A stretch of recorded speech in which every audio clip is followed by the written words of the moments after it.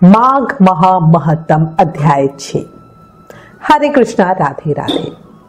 माघ महीने में संगम तट या किसी भी धर्म स्थल में स्नान, दान और पूजा पाठ से जन्मों के पाप नष्ट हो जाते हैं। इस मास में किए गए किसी भी कर्म का फल हमें कई गुना होकर मिलता है। अच्छे कर्म करेंगे वो भी कई गुना होकर मिलेंगे और बुरे कर्म करेंगे तो वो भी कई गुना होकर मिलेंगे, है ना। इसलिए कुछ भी हो, गलती से भी कोई बुरे कर्म मत करो और ज्यादा से ज्यादा अच्छे कर्म करने की कोशिश करते रहो। ये सबसे अच्छा कर्म है कि आप माघ महत्तम सुन रहे हो। और अब हम श्री गणेश जी महाराज और अपने गुरुदेव को याद करते हुए माघ महत्तम का अध्याय 6 सुनेंगे। मूसक वाहन साजते एक दंत भगवान, नमन करु गणदेव जी आओ बुद्धि निधान। बोला गणेश जी महाराज की जय। गुरु की कृपा हो शिष्य पर, पूर्ण हो सब काम। गुरु की सेवा करत ही मिले ब्रह्म का धाम। बोला गुरु महाराज की जय। कल हमने माघ महामहत्तम के अध्याय 5 में दत्तात्रेय जी द्वारा वर्णित ब्राह्मणी ऋषिका की सुंदर कथा का श्रवण किया था, जिन्होंने माघ स्नान के प्रभाव से सूर्य के रथ पर स्नान पाया था।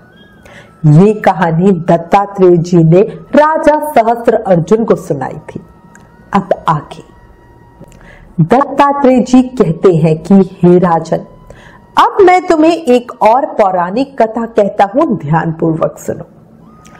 पूर्व समय में सतयुग के उत्तम निषेध नामक नगर में हेमकुंडल नाम वाला धनी वैश्य, जो कुबेर के समान था, वो रहता था।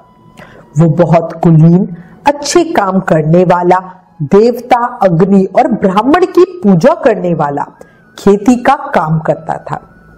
वह गौ, घोड़े, भैंस आदि का पालन करता था। दूध, दही, छाछ, गोबर, घास, गुड़, चीनी आदि अनेक वस्तुएं बेचा करता था, जिससे उसने बहुत सा धन इकट्ठा कर लिया था। जब वो बूढ़ा हो गया तो मृत्यु को निकट समझकर उसने धर्म के कार्य करने प्रारंभ कर दिए। भगवान विष्णु का मंदिर बनवाया, कुआं, तालाब, बावड़ी, आम, पीपल आदि वृक्ष के तथा सुंदर सुंदर बाग बगीचे लगवाए। सूर्योदय से सूर्य अस्त तक वो दान करता रहता। गांव के चारों तरफ जल की प्याऊ लगवाई। उसने सारे जन्म भर जितने भी पाप किए थे उनका महान पुण्य कर्म करके प्रायश्चित करने लगा। उसके 2 पुत्र उत्पन्न हुए, जिनके नाम कुंडल और विकुंडल थी। जब दोनों लड़के युवावस्था के हुए तो हेमकुंडल गृहस्थी का सब कार्य उन दोनों को सौंपकर तपस्या के निमित्त वन में चला गया और वहां भगवान विष्णु की आराधना में शरीर को सुखाकर अंत में भगवान विष्णु के लोक को प्राप्त हुआ। उसके दोनों पुत्रों को धन वैभव का मद था, अहंकार था, जिससे वो दोनों बुरे कर्मों में लग गए, वैश्यागामी बन गए। वीणा और बाजे लेकर वैश्याओं के साथ गाते फिरते थे। अच्छे सुंदर वस्त्र पहनकर, सुगंधित तेल आदि लगाकर भांड और चापलूसी करने वाले लोगों से घिरे हुए रहते थे। हाथी की सवारी और सुंदर घरों में रहते थे। इस प्रकार वे धन को बुरे कर्मों में नष्ट करते रहते थे। कभी किसी सत पात्र को दान आदि नहीं करते थे, ना ही कभी हवन, देवता या ब्रह्मा जी की सेवा तथा विष्णु जी का पूजन ही करते थे। थोड़े दिनों में उनका सब धन नष्ट हो गया और वो दरिद्रता को प्राप्त होकर बहुत दुखी हो गए। भाई, जन, सेवक, उपजीवी सब इनको छोड़कर चले गए। ऐसा ही होता है ना, जब तक धन होता है सब होते हैं, जब धन नहीं तब कोई नहीं। अब इन दोनों ने चोरी आदि करना शुरू कर दिया और राजा के डर से नगर को छोड़कर डाकुओं के साथ वन में रहने लगे और वहां अपने तीक्ष्ण बाणों से वन के पंछी, हिरन आदि पशुओं तथा हिंसक जीवों को मारकर खाने लगे। एक समय इनमें से एक पर्वत पर गया और वहां उसको सिंह मारकर खा गया। और दैव योग से उसी समय दूसरा भाई वन को गया, जहां पर उसे काले सांप ने डस लिया, जिससे उसकी मृत्यु भी तभी हो गई। यमराज के दूत उन दोनों को बांध के यम के पास लाए और कहने लगे कि महाराज, इन दोनों पापियों के लिए क्या आज्ञा है। चित्रगुप्त ने उन दोनों के कर्मों की आलोचना करके दूतों से कहा कि बड़े भाई कुंडल को घोर नरक में डालाओ और दूसरे भाई विकुंडल को स्वर्ग में ले जाओ, जहां वो उत्तम भोगों को भोग सके। तब एक दूत तो कुंडल को नरक में फेंकने के लिए ले गया और दूसरा दूत बड़ी नम्रता से कहने लगा, हे विकुंडल, चलो तुम अच्छे कर्मों से स्वर्ग को प्राप्त होकर अनेक प्रकार के भोगों को भोगो। अब ये सुनकर विकुंडल बड़े विस्मय के साथ मन में संशय धरकर दूत से कहने लगा, हे यमदूत, मेरे मन में बड़ी भारी शंका उत्पन्न हो रही है। अंततः मैं तुमसे कुछ पूछता हूं, कृपया करके मेरे प्रश्नों का उत्तर दो। हम दोनों भाई एक ही कुल में उत्पन्न हुए, एक जैसे कर्म करते रहे। दोनों भाइयों ने कभी कोई शुभ कार्य नहीं किया। फिर एक को नरक और दूसरे को स्वर्ग किस कारण प्राप्त हुआ है? मुझे स्वर्ग में जाने का कोई भी कारण नहीं दिखता। कृपया मुझे बताओ, मेरी शंका को दूर करो।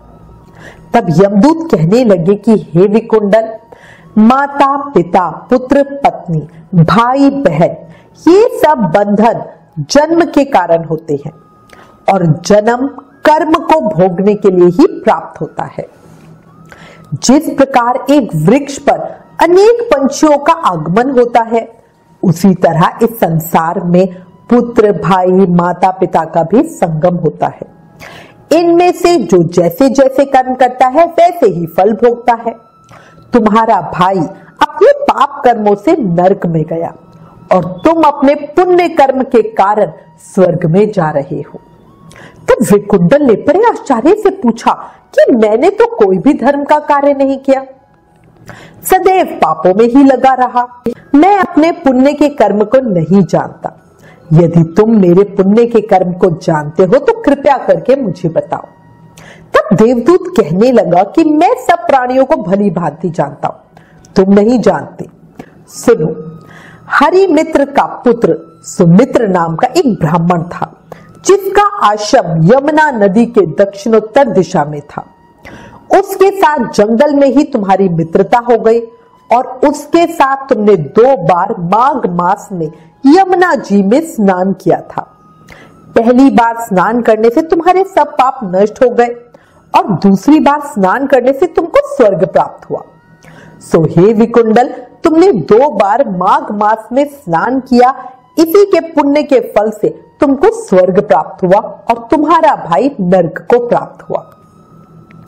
इसके पश्चात दत्तात्रेय जी कहने लगे कि हे राजन, इतना सुनकर विकुंडल अपने द्वारा अनजाने में किए पुण्य कर्म को सोचने लगा और मन ही मन विचार करने लगा कि अनजाने में किए माघ स्नान का जब ये फल है तो भाव से स्नान का कितना ही फल होगा।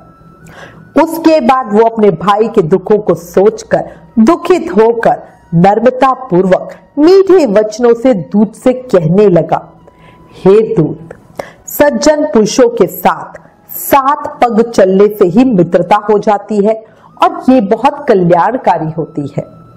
मित्र प्रेम की चिंता ना करते हुए तुम मुझको इतना बताने की कृपा करो कि कौन कौन से कर्मों से मनुष्य यमलोक को प्राप्त नहीं होता, क्योंकि तुम तो सब जानने वाले हो। माघ महामहत्तम अध्याय 6 समाप्तम।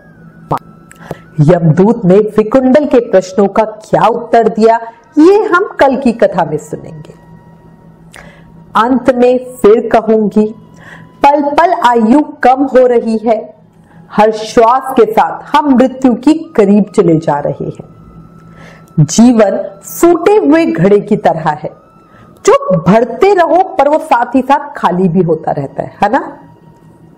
जिस वक्त हमारा जन्म होता है उसी वक्त मृत्यु की तरफ हमारी एक यात्रा, एक जर्नी शुरू हो जाती है। श्री कृष्ण की कृपा से अभी भी समय है। अधिक से अधिक शुभ कर्म करके ये मानव जीवन सफल बना लो। याद रखो, मन में बसा लो, जीवन का कोई भरोसा नहीं है, इसलिए अभी भी समय है। बार बार याद दिला रही हूं, अभी भी है। ज्यादा से ज्यादा नाम जाप करके जन्म मृत्यु के चक्र से मुक्ति पालो, क्योंकि कलयुग में ये करना बड़ा आसान है। कलयुग केवल नाम आधारा, सिर्फ नाम जाप करके हम मुक्ति, भुक्ति, शक्ति, प्रेम सब पा सकते हैं, है ना।